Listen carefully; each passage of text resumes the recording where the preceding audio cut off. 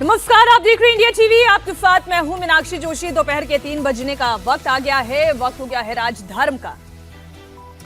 America के राष्ट्रपति Donald Trump U turn के बेताज बादशाह बन गए हैं।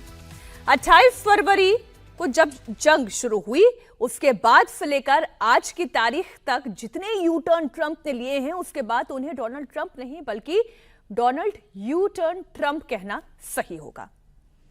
24 घंटे पहले ही ट्रंप ने ऐलान किया था कि अब वो हॉर्मुज से गुजरने वाले जहाजों से 20% प्रोटेक्शन टैक्स लेंगे, लेकिन 24 घंटे बीतने से पहले ही ट्रंप ने वसूली का प्लान चेंज कर दिया।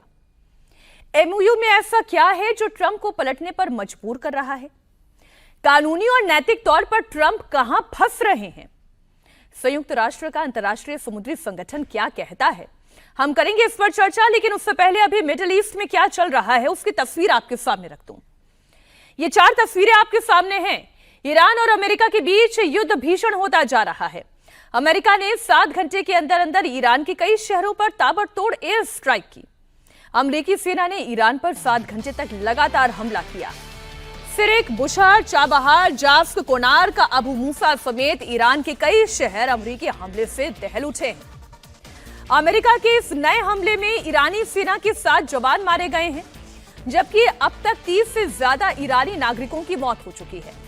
अमेरिका का कहना यह है कि ईरान पर हमला जारी रहेगा। हॉर्मुज से लगे हुए उसके सैन्य ठिकानों, आईआरजीसी के स्पीड बोट्स, रेडार, सर्विलांस को लगातार वो निशाना बनाता रहेगा। अमेरिका ने ईरान के खिलाफ एक बार फिर से समुद्री नाकाबंदी भी कर दी है। तो ये तो वो अपडेट है जो अमेरिका ईरान के साथ कर रहा है, जो तस्वीर इस वक्त आपके सामने आ रही है। लेकिन अब इसके बदले में ईरान क्या कर रहा है, वो रिपोर्ट भी आप तक पहुंचा दूं। ट्रंप ने ईरान को धमकी दी है कि अगले हफ्ते इससे भी बड़ा हमला किया जाएगा। अगले हफ्ते ईरान के पावर प्लांट और ब्रिज को उड़ाया जाएगा। ट्रंप कह रहे हैं कि अगर ईरान नहीं माना तो समझौता नहीं किया, इसको पूरी तरह से यानी ईरान को खत्म करके ही वो मानेंगे। वो क्या कह रहे हैं वो आपको सुना दें।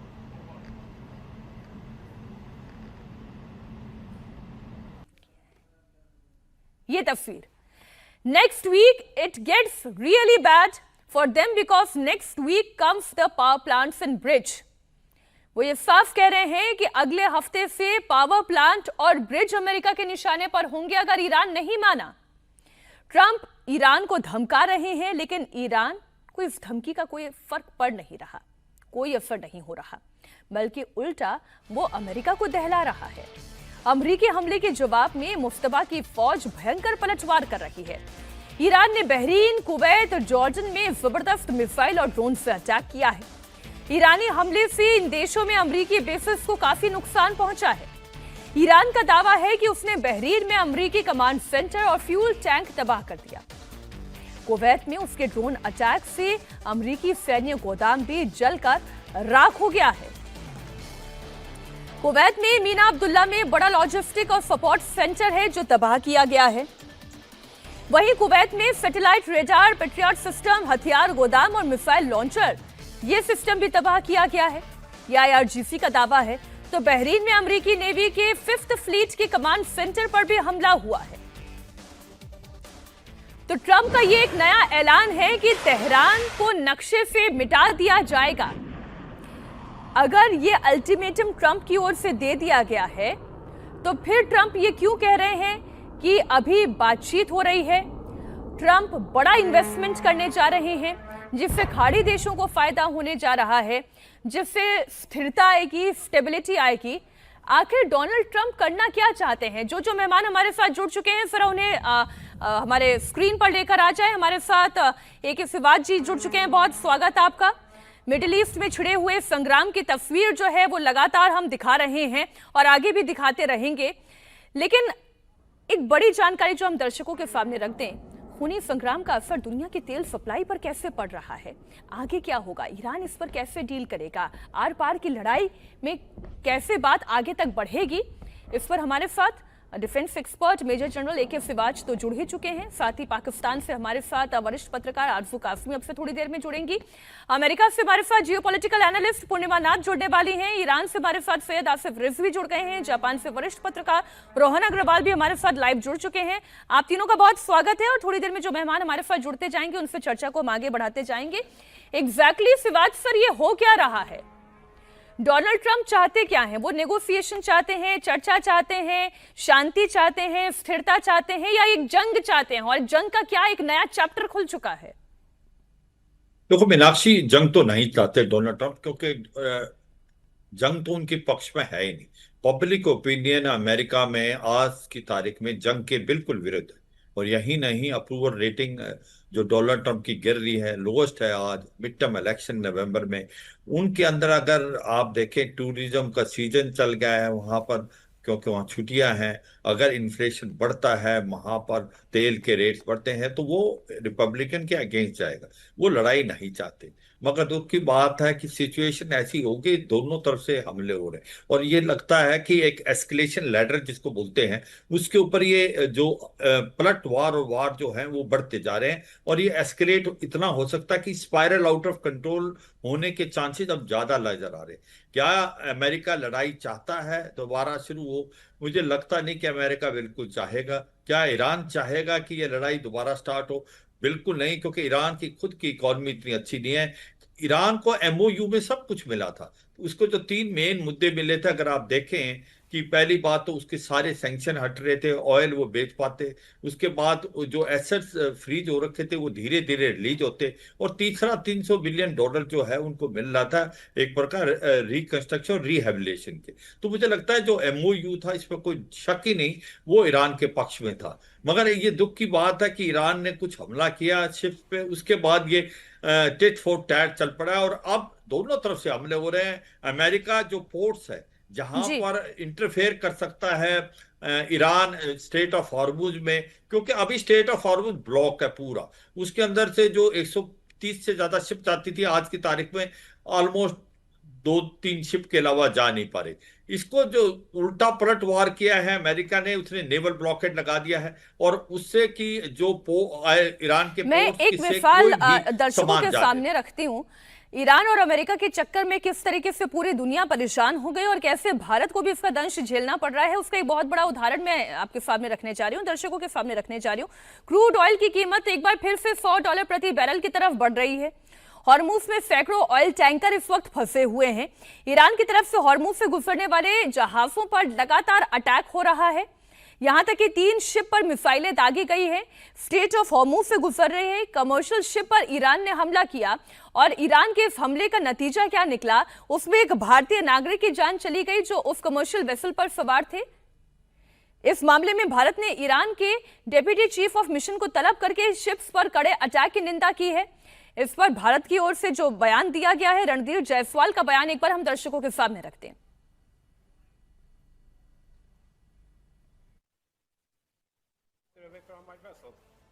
दो जहाज़ों पर हमला हुआ है और माना जा रहा है ईरान की तरफ से हमला हुआ था, उसमें एक भारतीय नागरिक की जान गई है और साथ ही साथ कई एक भारतीय नागरिक अभी भी मतलब उन पे हमला के बाद वो क्षतिग्रस्त हैं। और 2 लोग ऐसे हैं जो कि काफ़ी जोखिम उनको हुआ है, उनका उपचार चल रहा है, उन पे काम लेकिन दोनों काफ़ी सीरियसली वो लोग घायल हैं।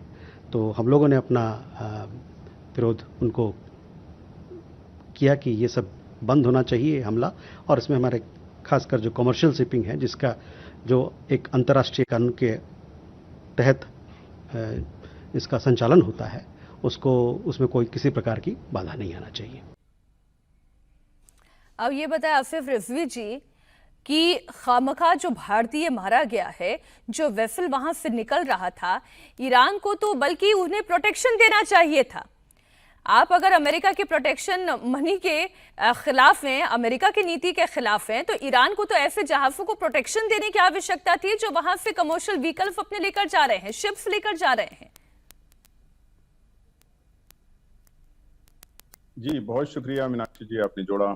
और हमारे आर्मी के रिटायर्ड जनरल मौजूद हैं, उनको जय हिंद कहता हूं। बड़ी बेबाकी से जो है अपनी बात रखते हैं और आलोचना भी करते हैं, अमेरिका की भी और ईरान के लिए भी अपनी बात रखते हैं। बहुत अच्छा, लेकिन हमें ये देखना होगा कि जो है सही कौन, गलत कौन, ट्रूथ कौन है, फॉल्स कौन है, हक पे कौन है, बातिल पे कौन है, ये सारी चीजों को रखना पड़ेगा सामने नजर में। America just because they are supreme power, तो जो आतंकी, जो टेररिस्ट एक्टिविटी चाहे कर ले मुल्क में या इंटरनेशनल लेवल पे पूरी दुनिया में, जो चाहे कर ले, because just they are supreme power. और ईरान क्योंकि एक छोटा मुल्क है और अपने डिफेंस के लिए अगर कोई काम करता है तो फिर उसको उसकी आलोचना की जाती है, तो ये मेरे ख्याल से सही नहीं होगा।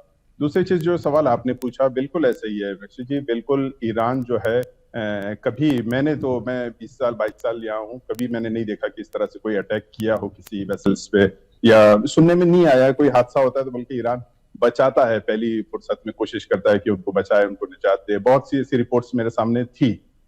लेकिन अभी जो ये पर्टिकुलर ये वाकया पेश आया है वो ये कि एक तो अमेरिका ने जो इससे पहले अटैक किया और 3 भारतीय जिसमें मारे गए, उसको एक एग्जाम्पल क्रिएट कर दिया बहुत बड़ा, ये ध्यान में रखना चाहिए।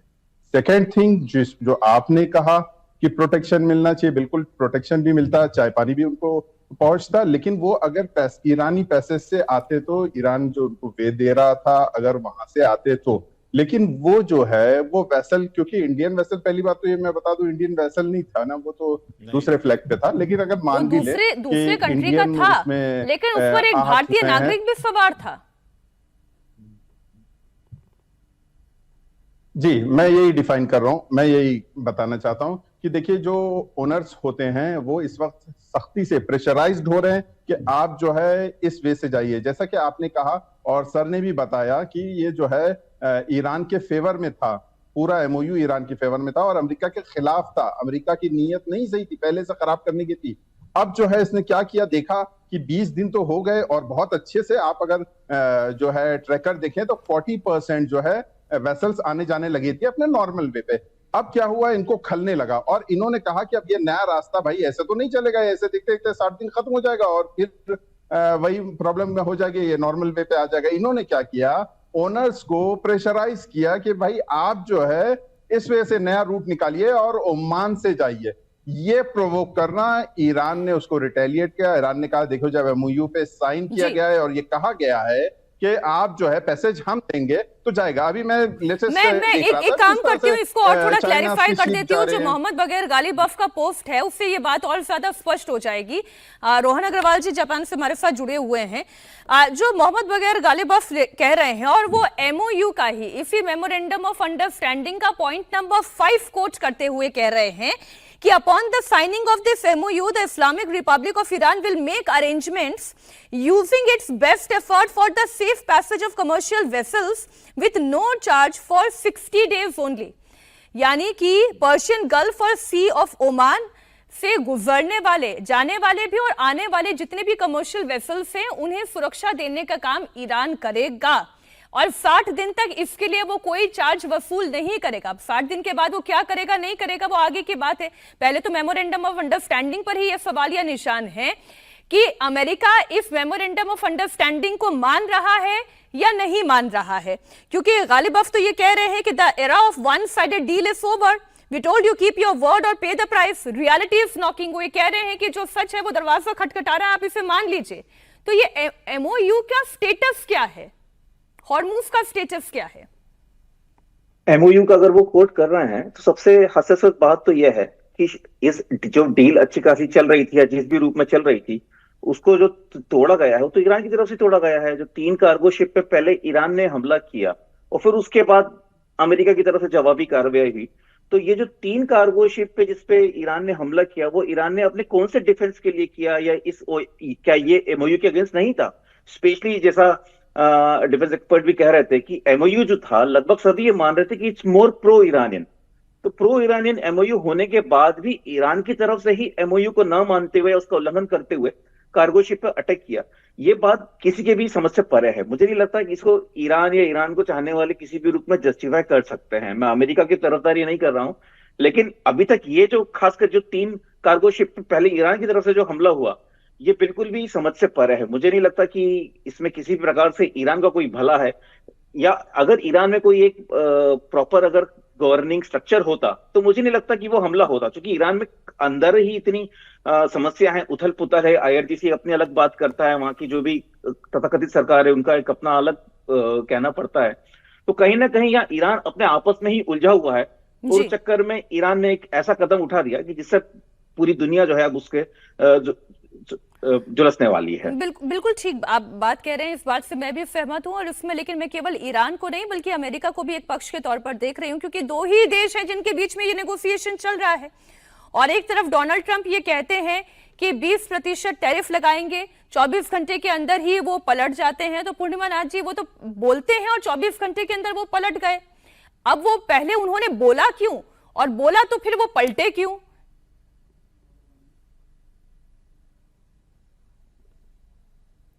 आप अनम्यूट कर लें अपने आप को पूर्णिमा जी।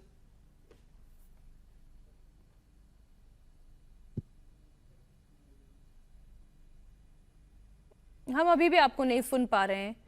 आप अनम्यूट कर लें प्लीज अपनी ऑडियो। ये फिर ऑडियो एक बार चेक करवाएं। आरजू जी हमारे साथ जुड़ी हुई हैं। आरजू जी, पाकिस्तान भी इस पूरी नेगोशिएशन में मध्यस्थ के तौर पर दो देशों के बीच में एक ब्रिज बनने का काम कर रहा था। अभी पाकिस्तान का स्टेटस क्या है वो जानने से ज्यादा बेहतर मैं ये समझना चाहती हूँ कि हॉर्मूज का स्टेटस क्या है, इस एमओयू का स्टेटस क्या है, और कब तक ये गतिरोध बनता रहेगा और बनता चला जाएगा? देखिए, जो एमओयू साइन हुआ था वो तो कुछ ही दिनों में, मीनाक्षी आप जानती हैं कि वो रिजेक्ट हो गया था। डोनाल्ड ट्रंप ने भी कह दिया कि जी उसका कोई मतलब नहीं है, और ईरान ने भी अटैक शुरू कर दिए थे। ऐसे में डेफिनेटली पाकिस्तान की तरफ से तो यही कोशिश की गई थी कि दोनों कंट्रीज के बीच में बात कराई जाए और डायलॉग हो जाए और किसी तरीके से अटैक रुक जाए, क्योंकि जो स्ट्रेट ऑफ हॉर्मूज है उसको अगर रोका जाता है तो कई कंट्रीज का नुकसान हो रहा है। लेकिन जाहिर है कि पाकिस्तान की इससे ज्यादा ना तो हैसियत है ना ही कोई इतनी पावर है कि दोनों कंट्रीज को हम कहें कि जी आप लोगों ने अटैक नहीं करना और वो ना करें। तो एक बार फिर यही लग रहा है कि अब ये लड़ाई लंबी चलनी है। पाकिस्तान में बिल्कुल सन्नाटा है, कोई खास बात मेन स्ट्रीम मीडिया पर इस बारे में नहीं की जा रही, सिवाय जो मेन न्यूज आती है सिर्फ वही दी जा रही है। लेकिन पाकिस्तान क्या रोल कर रहा है कुछ पता नहीं। लेकिन ये जरूर है कि अगर डोनाल्ड ट्रंप ने कुछ कहा पाकिस्तान से किसी किस्म का रोल प्ले करने के लिए, तो फिर डेफिनेटली आपको पाकिस्तान दोबारा एक्टिव दिखाई देगा। ये एक जो बयान है हॉर्मूज को लेकर, पहले तो टैक्स लगाने का, उसके बाद फिर उससे पलट जाने का, वो एक बार दर्शकों के सामने हम रख देते हैं कि पहले डोनाल्ड ट्रंप ने क्या कहा था, अब डोनाल्ड ट्रंप को अपने बयान से क्यों पलटना पड़ा, और साथ ही इस पर ईरान का पलटवार किस तरीके से सामने आया। जरा वो बयान सुनाएं, पहले डोनाल्ड ट्रंप का, फिर मसूद पेज़ेश्कियान का।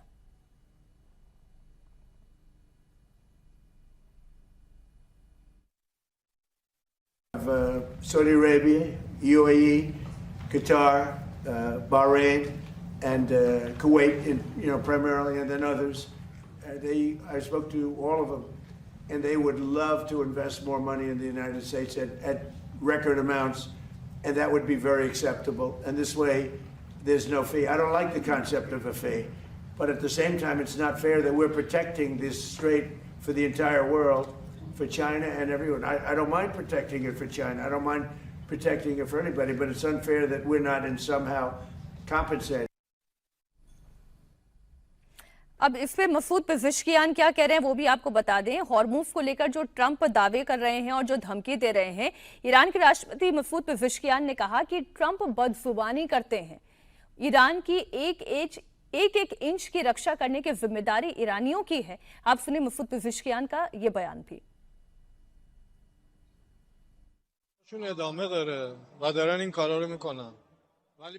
वो आज भी इसी तरह की बातें कर रहे हैं, लेकिन जमीन पर उन्हें क्या हासिल हुआ? जो लोग ईरान को टुकड़ों में बांटना चाहते थे वो आखिर क्या कर पाए? हम बातों से नहीं अपने काम से जवाब देते हैं और अपनी जमीन के एक एक इंच की रक्षा करते हैं। वो जैसी बदजुबानी कर रहे हैं वो उन्हीं को शोभा देता है, हमें नहीं। अब ये जो बात हो रही है पूर्णिमा नाथ जी कि पहले तो वो 20% टैक्स की बात करना सिक्योरिटी मनी के तौर पर, अब उसे वापस लेने की बात करना और कहना कि हम इन्वेस्टमेंट करना चाहते हैं, उससे नौकरियां पैदा होगी, अच्छी इनकम होगी। कर क्या रहे हैं Donald Trump? Thank you so much for having me. नमस्ते, जय हिंद। मेरा ऑडियो अभी क्लियर है? जी हाँ जी। एक जो कॉन्वर्सेशन हो रही थी स्ट्रेट ऑफ हॉर्मुज पे, और एक मेरे हिसाब से एक नैरेटिव फैलाया जा रहा है कि ईरान ने एमओयू ब्रेक किया है। मैं उसके अगेंस्ट बोलना चाहती हूँ। एमओयू में आर्टिकल 5 में आपने पढ़ के सुनाया, जो स्पेसिफिकली वहाँ पे बोला गया था कि पर्शियन गल्फ और गल्फ ऑफ ओमन, वो उसका जो अधिकार है और वाइस वर्सा जो अधिकार है वो ईरानियन चलाएंगे। 60 डेज में कोई फीस नहीं डालेंगे, और इसके बाद जो कॉन्वर्सेशन होगी या निगोशिएशन होगी या डील होगी उसमें पता चलेगा स्ट्रेट ऑफ हॉर्मुज में किसका अधिकार है या नहीं है। अब I understand lot of people are coming and saying the strait of Hormuz में किसी का अधिकार नहीं है, लेकिन at the end of the day कभी मार्को रूबियो बोलते हैं स्ट्रेट ऑफ हॉर्मुज में किसी का अधिकार नहीं है वहाँ पे चार्ज करने, लेकिन डोनाल्ड ट्रंप ने कल बोले, परसों बोले कि हमने जाके वहाँ पे 20% लगाएंगे, नेवल ब्लॉकेड करके 20% फी लगाएंगे। उसके ऊपर उसके बाद ग्लोबल बैकलैश के बाद कल आके बोल रहे हैं कि नहीं नहीं हम लोग उसको फी नहीं लगाएंगे, हम लोग उल्टा गल्फ से इन्वेस्टमेंट लेंगे, सो फी लगाना ज़रूरी नहीं है। आप मुझे बताइए, एक मुंह से आप बोलते हो वहाँ पे ईरान का अधिकार नहीं है, दूसरे मुंह से आप खुद जाके वहां पे नेवल ब्लॉकेड लगाते हो, तो आप होते कौन हो? आप क्या मैसेज दे रहे हो दुनिया को कि मैं सुपर पावर हूं, मेरे पास हथियार है, मेरे पास पैसे हैं, मेरे पास सब कुछ है जो मैं कोई भी कंट्री को जाके कभी भी उड़ा सकता हूं, किसी को भी उड़ा सकता हूं, और मुझे कोई कुछ कर नहीं सकता। This is the message America is giving to the world. और at this point of time, मैं कल लास्ट वीक भी आपके वहां पे बैठ के ये मैसेज देने वाली थी, लेकिन उसके बाद कोई क्वेश्चन पूछा ही नहीं गया। मैं ये बोल रही थी, आज आप ये मैटर में इसीलिए बात कर रहे हो कि यू आर डायरेक्टली इम्पैक्टेड। जब मदुरो को उठाया गया है, this was the same thing, because America kidnapped another country's leader. जब अमेरिका जाके कहता है कि I am going to take Cuba, this is the same thing. जब अमेरिका बोलता है I am going to make Canada 51st state, this is the same thing. जब America बोलता है I am going to take Greenland, this is same thing. आपने video चलाया था, उसमें ये बोल रहे थे कि we are protecting the strait from China और फॉर चाइना। आप मुझे बताइए, जो चाइना के लिए आपने ईरान को टारगेट किया, और जो चाइना के लिए आपने वेनेजुएला का ऑयल चुरा रहे हो, जो चाइना के लिए आपने ताइवान को आर्म कर रहे हो, उस चाइना के लिए आप प्रोटेक्ट कर रहे हो और strait of Hormuz. What is Trump? आपका क्वेश्चन का ट्रम्प क्या चाहते हैं? Trump is lying to the world and the world is quiet. This is what I don't understand. मैं इस पर रोहन अग्रवाल जी का रिएक्शन ले लेती हूँ। ये बात जो भी पूर्णिमा नाथ जी कह रही हैं, मैं इस बात से आंशिक तौर पर सहमत हूँ, क्योंकि जिस देश के राष्ट्रपति का ये कहना है कि भाई हम प्रोटेक्शन मनी वसूलेंगे और हॉर्मुज पर हम गार्जियन बनेंगे, हालांकि वो पलट गए, उसी देश के जो उप प्रधानमंत्री है वो क्या कह रहे हैं, या यूं मैं कहूं जो वाइस प्रेसिडेंट हैं, जो उनके नेगोशिएटर हैं, वो क्या कह रहे हैं? कोट एंड कोट में पढ़ देती हूं, किसी भी देश को अंतर्राष्ट्रीय जलमार्ग पर टोल या शुल्क लगाने की अनुमति नहीं है। ये मौजूदा अंतर्राष्ट्रीय कानून दुनिया भर के अंतर्राष्ट्रीय जलमार्गों के खिलाफ है। हम उम्मीद करते हैं यहां पर भी ये नियम लागू रहेगा। तो ये दो बातें तो नहीं हो सकती, या तो जो जेडी वांस कह रहे हैं, मार्को रूबियो कह रहे हैं वो सही है, या जो डोनाल्ड ट्रंप कर रहे हैं वो सही है। ये सेल्फ कॉन्ट्रडिक्शन की जो प्रथा है ट्रंप एडमिनिस्ट्रेशन में कोई नई नहीं है। ना सिर्फ ट्रंप या अमेरिका के दूसरे नेताओं से इनका कॉन्ट्रडिक्शन हो रहा है, इनफैक्ट ट्रंप खुद भी अपने वक्तव्यों में विरोधाभास चीजें बोल चुके हैं। इससे क्या हो रहा है कि ट्रंप को लग रहा है कि जब बिदेन के समय जो अमेरिका की छवि घट रही थी, एक अमेरिका एक कमजोर देश के रूप में निकल रहा था, जब ट्रंप दोबारा जीत गए उन्होंने ऐसा ठान लिया कि हमको ऐसा दिखाना है कि अमेरिका दुनिया का सबसे मजबूत राष्ट्र है। उस चक्कर में वो ऐसी चीजें कर गए, ऐसी जगह उन्होंने हाथ पैर फंसा ली कि अब उनको खुद को प्रॉपर एग्जिट मिलते दिख नहीं रही है, और इसीलिए ऐसे कंफ्यूजिंग स्टेटमेंट वो दे रहे हैं। अभी इसका एक अगर मैं उदाहरण दूं, जो अमेरिका के मित्र देश थे, या कह सकते हैं जो प्रो अमेरिकन देश रहे हैं, खाड़ी देशों के अलावा, जैसे कुवैत हैं, कतर हैं, सऊदी अरेबिया, धीरे धीरे इनको रिलायंस जो है अमेरिका के प्रति ट्रस्ट तो कम हो ही रहा है। साथ ही साथ अगर हम दुनिया के दूसरे कोने में देखें, जापान की ही हम बात करें, जापान हमेशा से जो है एक तरीके से जापान की जो इंटरनेशनल डिप्लोमेसी रही है वो प्रो अमेरिकन रही है। जब रशिया यूक्रेन का युद्ध हुआ, अमेरिका ने जब सैंक्शन लगाया तो सबसे बढ़ चढ़कर सैंक्शन लगाने वाले देशों में जापान था, जबकि जापान का उस युद्ध से कोई लेना देना नहीं था, और जापान का रशिया से काफी व्यापार भी होता था। इवन जापान काफी चीजें रशिया को एक्सपोर्ट करता था, तो देखा जाए तो व्यापार घाटा उठाते हुए जापान ने अमेरिका के कहने पर रशिया पे सैंक्शन लगाया। लेकिन अब इस सारी लड़ाई में ये हो रहा है कि जो स्ट्रेट ऑफ हॉर्मुज की वजह से जापान की भी जो तेल की आयात है वो इंपैक्ट हुई है। अब इससे क्या परिणाम निकले हैं कि रशिया से जापान ने अपने दोबारा से वार्ता शुरू कर दी है। वो ज्यादा मीडिया में हो हल्ला नहीं हो रहा है, लेकिन अब जापान ने रशिया से तेल खरीदना दोबारा शुरू कर दिया। तो इससे क्या होगा, धीरे धीरे बाकी सारे देश जो हैं वो अपने अपने स्वतंत्र होके डील करेंगे, डी डॉलराइजेशन की तरफ दुनिया जाएगी। इसमें अमेरिका को अभी शॉर्ट टर्म में शायद नुकसान न समझ में आए, लेकिन लॉन्ग टर्म में अमेरिका के लिए ये बहुत बड़ा नुकसान होगा। पहला, एक तो डी डॉलराइजेशन होगा, दूसरा यह है कि रिलायंस लोग का अपने अमेरिका पे अपनी कम करेंगे। जो ट्रंप कर रहे हैं, हो सकता है एक आंशिक लाभ यहां पर अमेरिका को नजर आए, लेकिन इसके दूर का भी परिणाम अमेरिका के लिए तो बहुत ही गलत साबित होने वाले हैं। मुझे लगता है कि 1.5-2 साल तक, जब तक जितना भी ट्रंप का कार्यकाल बाकी है, ये सब जो है चलती रहेगी दुनिया में उथल पुथल। और जब ट्रंप के बाद जब कोई नया राष्ट्रपति बनेगा अमेरिका का, तब मुझे लगता है कि शायद कुछ स्थितियां बदले। अभी तक तो जब तक ट्रंप यहाँ पर है, ट्रंप अपनी कुर्सी पर हैं, सिवाज फरीफ के कहने का मतलब तो यही हुआ कि जब तक ट्रंप अपनी कुर्सी पर हैं तब तक हॉर्मुज का संकट यूं ही अधर में झूलता रहेगा और वैश्विक अर्थव्यवस्था यूं ही डगमगाती रहेगी। हाँ बिल्कुल। देखो मीनाक्षी, एक बात तो माननी पड़ेगी कि डोनाल्ड ट्रंप यू टर्न करते रहते हैं, उसको कोई सीरियसली लेता। जो 20% उन्होंने बोला था, देखो उसमें सच्चाई है कि ये इंटरनेशनल वाटर है। इसके अंदर यूएन क्लोज अगर आप देखें, United Nation Convention for law for sea, वो बोलता है इंटरनेशनल वाटर पे आप कोई भी टैक्स नहीं लगा सकते। अगर आप देखें इसकी विड्थ जो है लोएस्ट प्लेस में 33 से 39 किलोमीटर, मतलब कि 21 से 24 माइल्स है। अगर आप मलक्का स्टेट देखें, लोएस्ट वहां पर 2.8 किलोमीटर है, मगर वहां पर तो कोई टैक्स नहीं लगाते। ये तो इंडोनेशिया, मलेशिया और सिंगापुर भी लगाएंगे। आप इसकी तुलना पनामा कैनाल और स्विज कैनाल से नहीं कर सकते। वो एक आर्टिफिशियली मेड जो वाटरवेज हैं, उनके मेंटेनेंस के चार्ज लगते। तो ना तो इस पे अमेरिका लगा सकता, ना ईरान लगा सकता। ये सच्चाई है। ये United Nation Convention law for sea के बिल्कुल अगेंस्ट है। और अब बात आती है कि अब करे तो होगा क्या।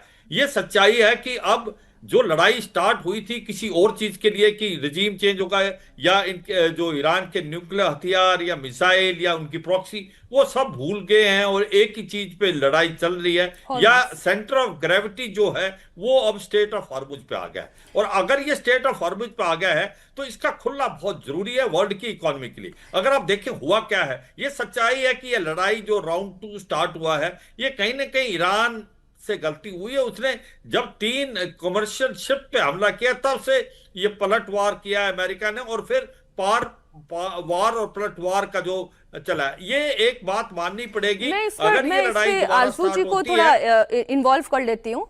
मैं एक बार खत्म कर लूं, एक 10 सेकंड के लिए। मैं ये कहूंगा कि सच्चाई ये है कि अगर ये वार और पलटवार होता है तो फिर जो ईरान है वो आप देखेंगे कि जितने भी खाड़ी देश हैं उनके अंदर जो मिलिट्री इंस्टॉलेशन अमेरिका की, उनको बर्बाद करेगा। Collateral damage, energy sector, tourism, desalination plant, क्या वर्ल्ड इसके लिए तैयार है? और वर्ल्ड के लिए सबसे बड़ी प्रॉब्लम है कि पूरा का पूरा स्टेट ऑफ हॉर्मुज ब्लॉक होना, मतलब फूड, फ्यूल, फर्टिलाइजर के रेट आप देखेंगे, फ्यूल जो है $100 पर बैरल से जाएगा। जो पेट्रो डॉलर की बात हो रही है, जिसके लिए अमेरिका जाता रहता, क्यों? जब तक पेट्रो डॉलर होता रहेगा, जब तक ऑयल डॉलर में बिकेगा, अमेरिका का अस्तित्व रहेगा। यहां पर कहीं ना कहीं चैलेंज हुआ है। और मुझे लगता है क्योंकि ईरान जो है ज्यादातर ऑयल देता है चीन को 90%, और ये युआन में देता था, तो ये भी कहीं ना कहीं बात थी कि अमेरिका क्यों आया वहां। अमेरिका पेट्रो डॉलर चाहता है। जहां वेनेजुएला था, अगर आप देखें, वो भी किसी तरीके से चीन को दे रहा था। तो उसको आके आप देखें कि आज लेकिन ये जो अभी एक डर दिखाई दे रहा है ना फिवाद पर, जहां पर आपने इशारा किया कि अगर आपके सेलिनेशन प्लांट पर हमला होने लग जाए इजराइल के, और उधर अगर ईरान के अगर ऑयल प्लांट्स पर ही हमला होने लग जाए, जैसा कि डोनाल्ड ट्रंप अपने पोस्ट में कह रहे हैं कि अगर वो ब्रिजेस पर अटैक करना शुरू कर दें तो रिफ्यूजी आने वाले दिनों में ईरान के लिए समस्या और ज्यादा बड़ी होगी। तो नेगोशिएशन के लिए अमेरिका ही हाथ आगे क्यों बढ़ाए, जब एक ऐसा मेमोरेंडम ऑफ अंडरस्टैंडिंग तैयार हुआ जिसमें ईरान खुद कह रहा है कि उसके पास अपर हैंड है, वो ये कोशिश क्यों ना करे कि शांति और स्थिरता आए?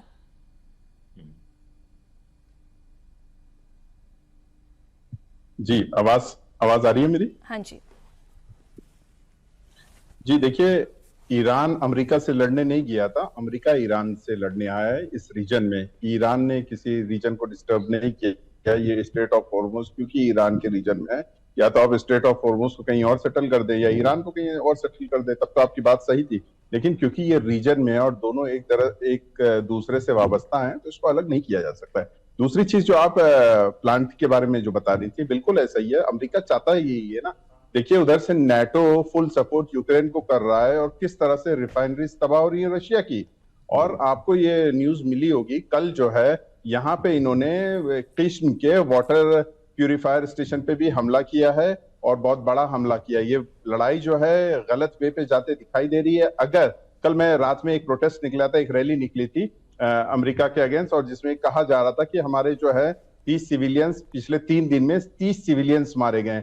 तो आप जो है सिविलियंस की कैजुअलिटी क्यों नहीं ले रहे हैं? ये बहुत बड़ी डिमांड है। लेकिन अभी तक जो लोग जो है बातें करते हैं कि यहाँ मॉरल तो दिखाई नहीं देता, दोनों एक दूसरे को मार रहे हैं। नहीं, ठीक है, आप कह सकते हैं लड़ाई में कोई मॉरल नहीं होता, लेकिन फिर भी ईरान बहुत बड़ा मॉरल दिखा रहा है, बहुत बड़ी नैतिकता दिखा रहा है, बहुत बड़े धैर्य से काम कर रहा है। ईरान अभी भी इंस्टॉलेशन सिस्टम पे जो वाटर या बिजली कम्युनिकेशन सिस्टम है, अभी ये मेरे नेटवर्क में प्रॉब्लम आ रहा है, ये कम्युनिकेशन टावर पे अटैक कर रहे हैं। ये बहुत बड़ी वजह है। अगर ईरान ने पलटवार इसी तरह से, अभी तक ईरान डर दिखाते हुए बेसिस पे हमला कर रहा है, लेकिन अगर कल को ये बात आगे बढ़ती है जैसा कि सर भी बता रहे हैं, तो ये बहुत बड़ी जो है संकट की बात होगी और आगे जो है बहुत बड़ी हमारी भारत की बहुत बड़ी क्या मैं ये अर्थव्यवस्था, क्योंकि क्या मैं ये समझूं ऋषि जी, आपकी बात आ गई, क्या मैं ये समझूं कि अमेरिका और ईरान जो है वो एक डेड एंड पर आकर खड़ा हुआ है? यहाँ से आगे केवल अंधेरा दिखाई दे रहा है, नेगोशिएशन का, बातचीत का कोई जरिया नहीं है।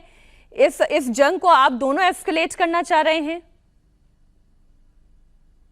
देखिए, जैसा कि आपने पूछा भी, मैं उसका जवाब नहीं दे पाया। मैं यही बताना चाह रहा हूं कि 2 बार जो बातें हो रही थी, टॉकिंग टेबल पे थे, अमेरिका ने तोड़ा, उसको बहुत इग्नोर कर दिया जाता है। दोनों बार, एक बार कतर में हो रही थी, इसराइल ने अटैक किया, दूसरी बार अमेरिका ने अटैक किया। ईरान तो हमेशा से हाथ बढ़ाते हुए आया है। और एमओयू में आपने जो पढ़ा है साफ अल्फाज में, अरेंजमेंट, शायद मेरी इंग्लिश वीक हो, मैं नहीं समझ पा रहा हूँ, अरेंजमेंट ईरान करेगा। What is mean by arrangement? अगर मैं दिल्ली आ रहा हूँ और इंडिया टीवी मेरा अरेंजमेंट कराता है एयरपोर्ट टू स्टूडियो, तो कैसे ले जाएगा वो तयन करेगा। वो बताएगा कि आप सर इस रूट से चलिए, इस रूट से मैं ले चलूंगा आपको, ये सेफ पैसेज है आपके लिए। ये सेफ पैसेज नहीं है, यहाँ पे ट्रैफिक हो सकती है, यहाँ पे कोई दूसरे मसाइल हो सकते हैं। जब अमेरिका ईरान एमओयू में हुई थी बात कि ईरान सेफ पैसेज करेगा, ईरान अरेंजमेंट करेगा, तो आपको नया रास्ता खोलने की जरूरत नहीं थी। आप प्रोवोक कर रहे थे ईरान को। आफ्टर 60 डे हम देखते हैं, अगर कोई और बात होती तो उसका सॉल्यूशन निकलता। मेरी नजर यह है, मेरा सिस्टम ये है कि ये आगे जो कि सॉल्यूशन निकलता है इसका,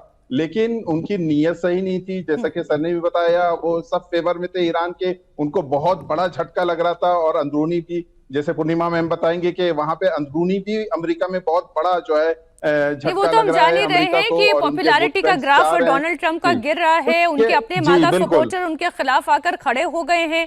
उनका टेन्योर भी अभी आखिरी टेन्योर है, इसके बाद उनके हाथ में सत्ता रह नहीं जाएगी। लेकिन रोहन अग्रवाल जी, जब तक उनके हाथ से सत्ता जाएगी तब तक दुनिया की अर्थव्यवस्था बिगड़ चुकी होगी।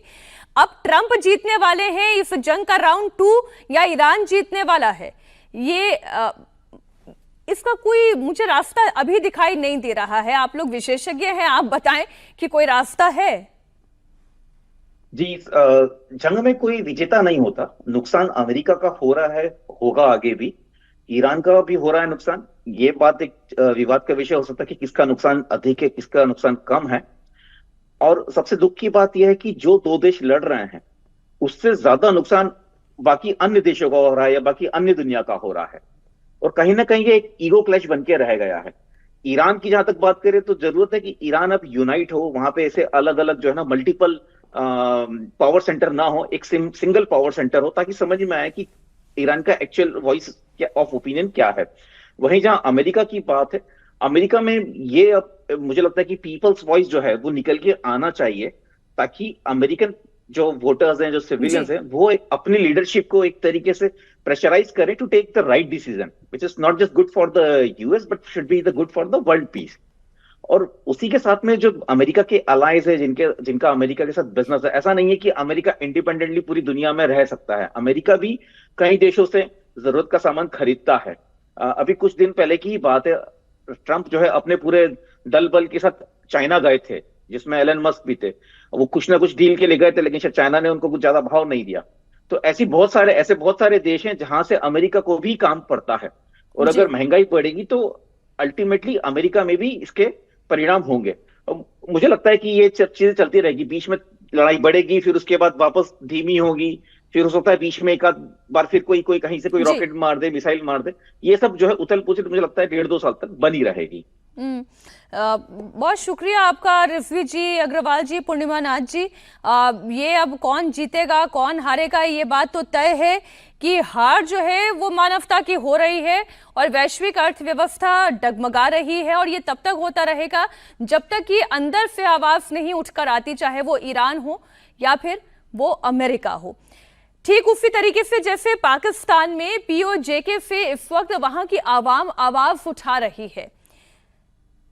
इस वक्त जो पीओजेके की स्थिति है वो ऐसी टर्मोइल से होकर गुजर रही है, वहां की आवाम एकजुट होकर खड़ी हो गई है और वहां की सरकार के खिलाफ आवाज उठा रही है। लगातार आवाजें आजादी की हो रही है।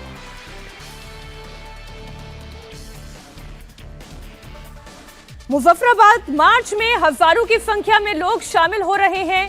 पीओके के मुजफ्फराबाद मार्च में महिलाएं और बच्चे शामिल हो रहे हैं। बड़ी खबर आपको दे दूं 36 दिनों से ये सड़कों पर लगातार खड़े हुए हैं। मुजफ्फराबाद लॉन्ग मार्च की शुरुआत हो चुकी है। हजारों की संख्या में प्रदर्शनकारी सड़क पर उतरे हुए हैं। प्रदर्शनकारी मुजफ्फराबाद की ओर कूच कर रहे हैं। मुनीर के खिलाफ नारेबाजी हो रही है। प्रदर्शनकारी आजादी की मांग रख रहे हैं। बड़ी संख्या में बच्चे और महिलाएं भी इस आंदोलन में शामिल हो रहे हैं। यह हल्ला बोल पाकिस्तान के कब्जे वाले जम्मू कश्मीर के लोगों का है, जो शहबाज सरकार और मुनीर की फौज की बर्बरता से इतने परेशान हो चुके हैं कि तमाम दमन के बावजूद वो पीछे नहीं हट रहे हैं। प्रदर्शनकारियों का कहना है कि पाकिस्तान ऑक्यूपाइड जम्मू कश्मीर ना तो आजाद है, ना ही वो विवादित क्षेत्र है, बल्कि ये एक कब्जे वाला इलाका है।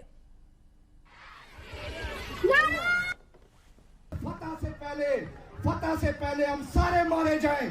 फतह से पहले ये जंग खत्म नहीं होगी। ये जंग खत्म अब ये हुकूक की जंग खत्म, हुकूक की जंग खत्म, हुकूक की जंग खत्म। एक आता है कहता है फलां नहीं मान रहा, दूसरा आता है कहता है फलां नहीं मान रहा। हमने किसी का ठेका नहीं उठाया हुआ। रियासत के शहरी हैं, रियासत अवाम से है और रियासत अवाम से है और अवाम ही रियासत है। सुपीरियर रियासत अवाम है, अवाम ताकत है और अवाम की बात मानी जाएगी और अपनी होगी। अवाम की बात मानी जाएगी। फतह से पहले हम सारे मारे जाएं। फतह से पहले ये जंग खत्म नहीं होगी। ये जंग खत्म अब ये हुकूक की जंग खत्म, हुकूक की जंग खत्म, हुकूक की जंग खत्म। एक आता है कहता है फलां नहीं मान रहा, दूसरा आता है कहता है फलां नहीं मान रहा। हमने किसी का ठेका नहीं उठाया हुआ। रियासत के शहरी हैं, रियासत अवाम से है और रियासत अवाम से है और अवाम ही रियासत है। सुपीरियर रियासत अवाम है, अवाम ताकत है और अवाम की बात मानी जाएगी और अपनी होगी। अवाम की बात मानी जाएगी। मुनीर की फौज पीओके में प्रदर्शनकारियों पर कहर बनकर टूट रही है। मुनीर की सेना प्रदर्शनकारियों पर गोलियां बरसा रही है ताकि आंदोलन को कमजोर किया जा सके, लेकिन प्रदर्शनकारी पीछे हटने के लिए तैयार नहीं है। मुजफ्फराबाद कूच से पहले एक बार फिर मुनीर की फौज ने गोलियां बरसाई है। रावलाकोट और फुदनोती में प्रदर्शनकारियों पर फायरिंग की गई। बताया जा रहा है कि पाकिस्तानी रेंजर्स की फायरिंग में 8 प्रदर्शनकारियों की जान चली गई है। पाकिस्तानी रेंजर्स ने रावलकोट बस स्टैंड पर फायरिंग कर दी। आंसू गैस के गोले दागे क्योंकि वहां बड़ी संख्या में प्रदर्शनकारी जुटे हुए थे। इसमें महिलाएं भी शामिल थी। जानकारी के मुताबिक फायरिंग में 8 प्रदर्शनकारियों के मारे जाने की खबर है, जो मुजफ्फराबाद कूच के लिए निकले थे, लेकिन इसके बावजूद प्रदर्शनकारी यहां डटे रहे।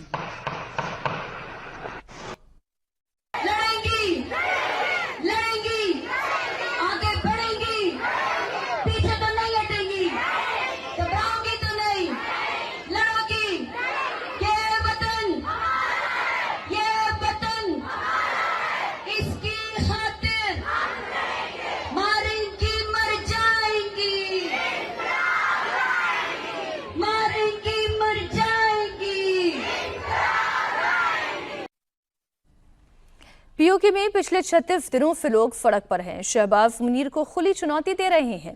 दरअसल पाकिस्तान के कब्जे वाले कश्मीर में 27 जुलाई को चुनाव होना है, जिसका पीओके के लोग विरोध कर रहे हैं।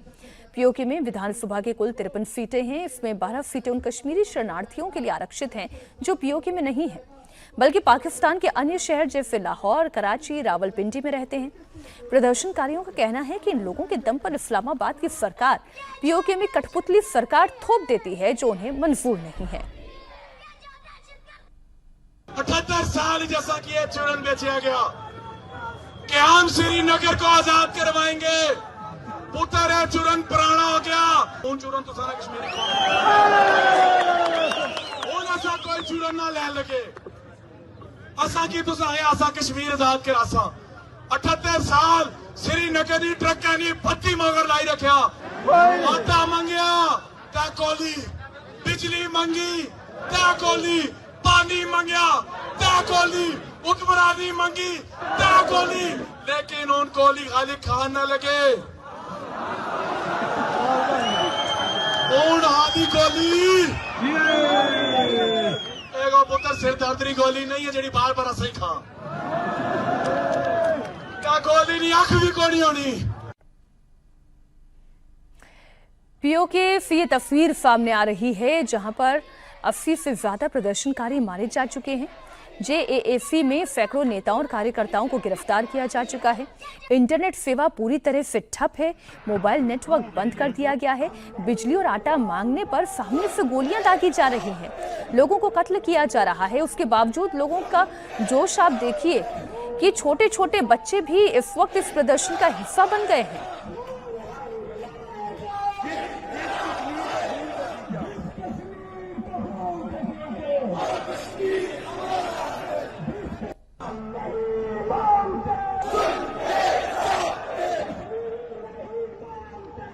पाकिस्तान द्वारा अपने अवैध और जबरन कब्जे वाले क्षेत्रों में दशकों से चल रहे शोषण, मौलिक अधिकारों का हनन और प्रशासनिक उत्पीड़न, एडमिनिस्ट्रेटिव ऑपरेशन का सीधा परिणाम है और प्रमाण भी है। स्थानीय आबादी की जायज़ शिकायतों को समाधान करने के बजाय वहाँ का प्रशासन, वहाँ का सरकार ने अत्यधिक पुलिस क्रूरता का सहारा लिया है। इसमें असहाय लोग, जिसमें महिलाएं भी हैं और बच्चे भी हैं, उनके खिलाफ कार्रवाई की गई है। भोजन और दवाओं जैसी आवश्यक चीज़ों को रोका गया है। इंटरनेट ब्लैकआउट को लागू किया गया है और निहत्थे नागरिकों पर के खिलाफ घातक बल का प्रयोग करना भी शामिल है, जिसके परिणाम स्वरूप कई दुखद मौतें हुई हैं, जिसके बारे में आप जानते हैं। हम यह उम्मीद करते हैं कि अंतर्राष्ट्रीय समुदाय इन घोर दुर्व्यवहारों के लिए पाकिस्तान को जिम्मेदार ठहराएगी। भारत की तरफ से स्टैंड हमेशा मानवता के साथ रहा है और पाकिस्तान ऑक्यूपाइड जम्मू कश्मीर में जिस तरीके से लोगों को मारा जा रहा है, भारत ने इस बार यूनाइटेड नेशंस में भी अपना पक्ष स्पष्ट रूप से रखा है। लेकिन अभी ये जो तस्वीर आप देख रहे हैं, ये विद्रोह का वो स्वर है जो आवाम के भीतर से उठकर खड़ा हो रहा है। ये आसिम मुनीर की फौज के खिलाफ है, ये शहबाज की सरकार के खिलाफ है। जिन 12 शरणार्थियों के लिए आरक्षित सीटें रखी गई हैं, वो दरअसल यहाँ पाकिस्तान ऑक्यूपाइड जम्मू कश्मीर में रहते भी नहीं हैं। वो कराची में रहते हैं, वो लाहौर में रहते हैं। ऐसे लोगों के लिए यहाँ पर सीटों को आरक्षित करने का मतलब ये है कि सरकार की कठपुतली के तरह पीओके में काम करना। और सबसे ज्यादा दुख की बात तो यह है कि जब आम मूलभूत सुविधाओं के लिए, रोजी के लिए, रोटी के लिए, बिजली के लिए आवाम खड़ी होती है, सरकार से अपना हक मांगती है, तो बदले में उन्हें गोलियां मिलती हैं।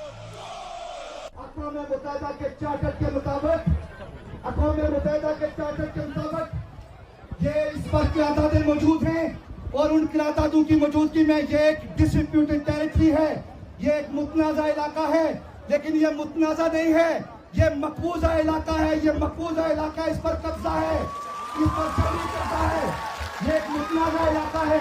जिस मुतनाज़ा इलाके में अवाम के पास के राइट है जम्मू कश्मीर के मसले के मुताल्लिक जो बात करने का इख्तियार है वो किसी के पास नहीं है, वो इन खवातीन के पास है, वो इन मर्दों के पास है, इनकी औलादों के पास है, वो रियासत के शहरियों के पास है।